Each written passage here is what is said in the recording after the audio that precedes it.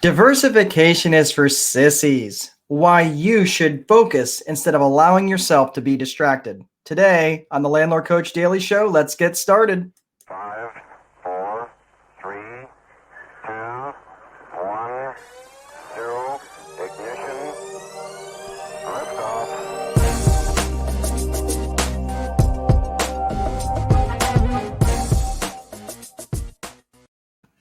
Good afternoon, everybody. Hello, my name is Mark Dolfini. I am the host of the Landlord Coach Daily Show. It's really good to see you. Thanks for joining me today.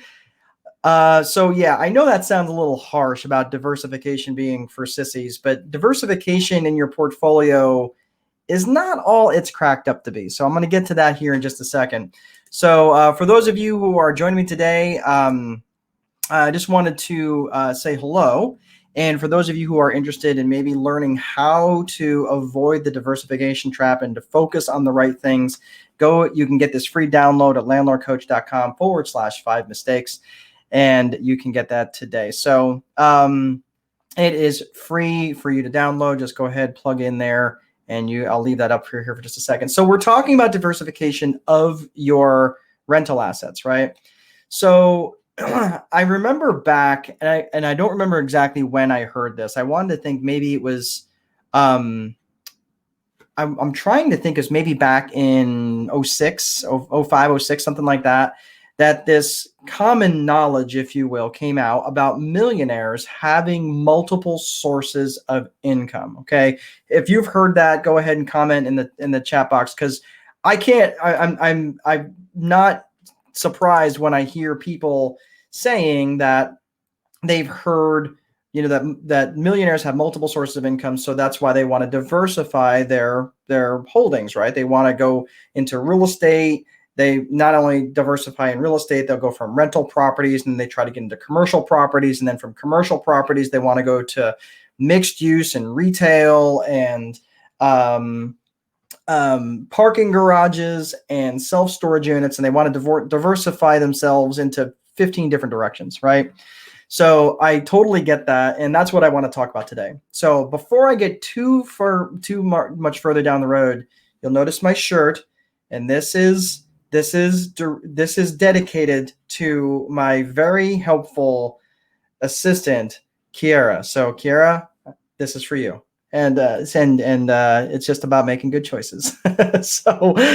So moving on from there, before she shoots me, one of the things that I find when I was going through and trying to diversify my portfolio, and really what I was doing was I had not only diversified my portfolio, but I diversified my attention. So because I hadn't done, and when you go in through the download for the 5 mistakes download, what you'll see is there's going to be individual line items on how to analyze and cash flowing properties, because the whole point of getting into a property is to make sure that it cash flows, right? The whole point is it delivers that cash flow for getting into, having the cash flow to get us into better stages of our life, right? So as a result, what I ended up doing was I had created all these multiple little jobs for myself. I created a leasing job for myself. I had created an advertising job for myself. I had created a maintenance job for myself, which again was hard for me to just remove myself from. And I was also, I had created a phone answering switchboard job for myself. I created all these little jobs for myself that was really hard to remove from. So from that perspective, even though I was in a job, or I was in a field that was very narrowly defined, I had so many different jobs defined for myself that I was doing. And because my focus was so spread, I wasn't good at any of them. I wasn't a great leasing agent. I wasn't a great, bookkeeper. I wasn't great at any of that stuff. Certainly wasn't a good maintenance technician. I wasn't good at any of it because I was doing all of it. Now, it's funny, also during that time, because I felt like I needed to make good choices, and I wasn't making good choices. But during that period of time, not only was I in rentals, but I was day trading, right? Somehow trying to figure out time to do day trading. I was interested in getting into commercial real estate, which I did a little bit of that. I was also had a banking job, which I was, for those of you who are working jobs, I'm going to tell you something right now where it, when you are working a job and you're doing stuff on the side while your employer is paying you, that's stealing. And that's what I was doing. It's wrong. I actually heard it called undertime, right? As the opposite of overtime, it's called undertime, which made me feel a lot better about myself than stealing from my employer. But so I was doing a lot of this undertime stuff. So what I found myself was completely and totally overwhelmed and also terribly unfocused. So the problem with me being so unfocused was there was lots of problems with being unfocused, right? I was completely ineffective in what I was doing. I didn't have any, I was left unfulfilled at the end of each day. I felt like I was on this constant treadmill and that it was never going to get off. It was never letting up on me. The pressure was always on. And I always felt like I was forgetting something. And even when I wasn't working, I felt like I should have been working. I felt guilty about it. And when I was doing something that I really enjoyed doing, I wasn't fully mentally present. So I had all these issues going on, right?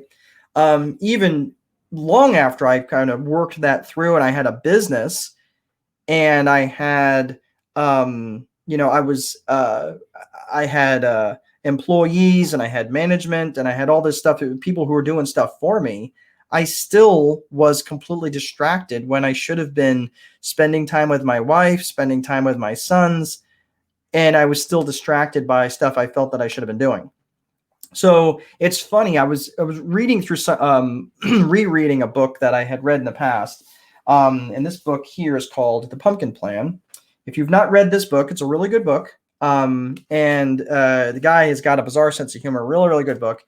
And it's the Pumpkin Plan is about this concept of how farmers grow these gigantic, 1,000-pound pumpkins by trimming away all of the other pumpkins, the other distractions out of their life that would take away from growing the gigantic pumpkin, the pumpkin that has the largest opportunity to grow the biggest. Okay. So it's interesting because then I got thinking back as I was rereading that book. I got thinking about this book that I really like. It's called The One Thing.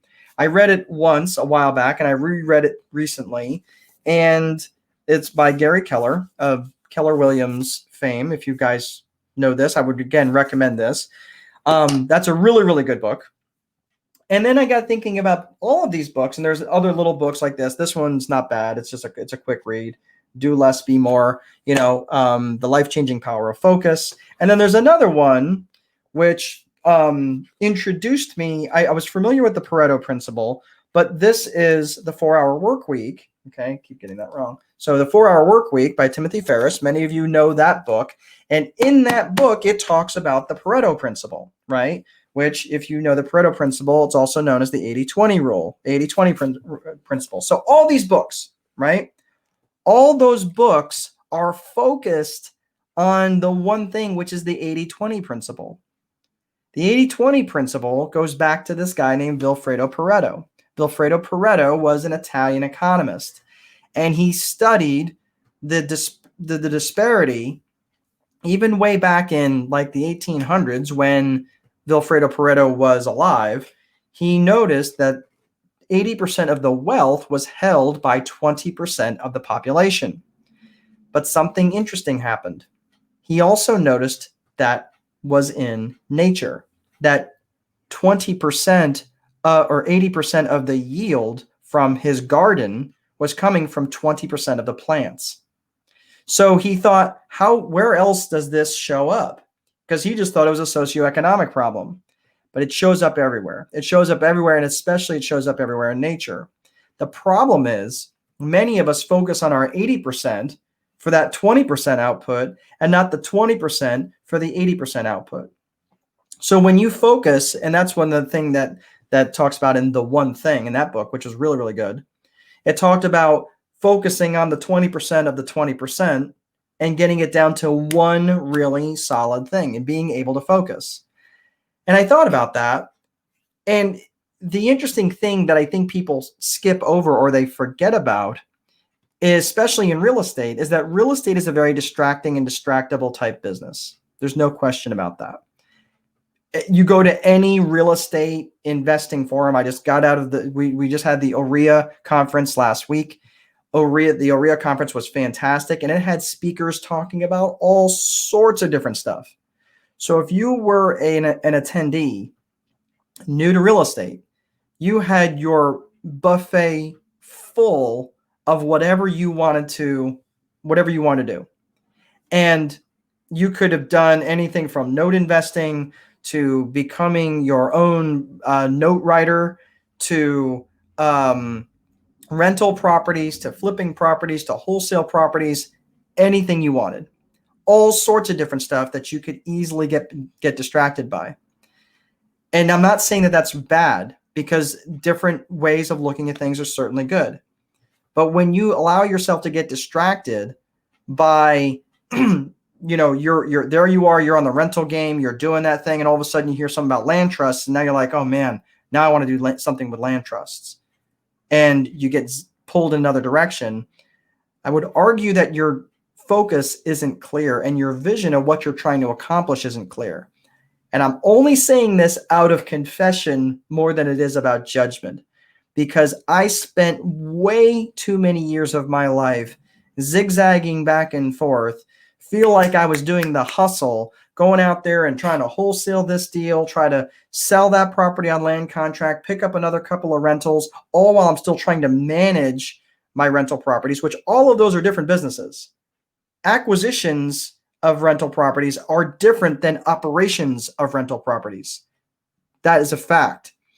And just like it takes a different level of focus, it takes a different type of infrastructure to manage properties than it does to acquire properties, if you're going to do it in a systematic way where you don't create a job for yourself. I had someone wanted to argue with me on that. I'm sorry, that's my perception, and I don't want to create a job for myself if that's just going to get me busier and busier and take me away from the things that are most important to me, that are in my vision, like my bride, my family, spending time with my sons, and spending time with people that really excite me, spending time doing the things that most excite me. So here's what I would suggest. I'm not suggesting that you don't diversify your portfolio and you focus only on one narrow niche and you only stay in that lane forever and ever. What I would say, on the other hand, is get that process, get that business up and running, get it running well, get it running so you basically don't have much input to do, and then go on to the next thing. What I noticed is that people want to skip to the diversification part before they're ready.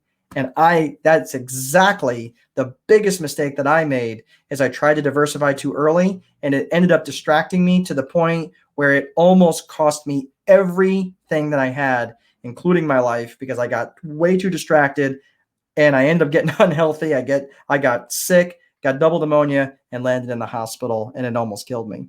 So that's what I would suggest. So if you're thinking about doing the diversification thing, absolutely it makes sense to spread some risk around, but don't be afraid to focus narrow and deep.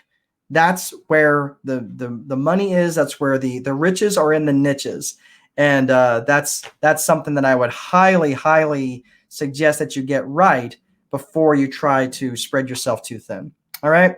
That's all I have for today. I do have a quote, which I believe is quite appropriate. And this was actually in the beginning. It's in the very forward of The One Thing, that book.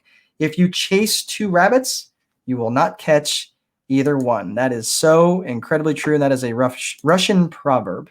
I feel so proper. That's all I have for today, everybody. Please be sure to place a value on your free time, because if you don't, someone else will. But most important, there is no amount of money that will make time irrelevant. Have an awesome day, and I will see you next time, and make good choices. Take care.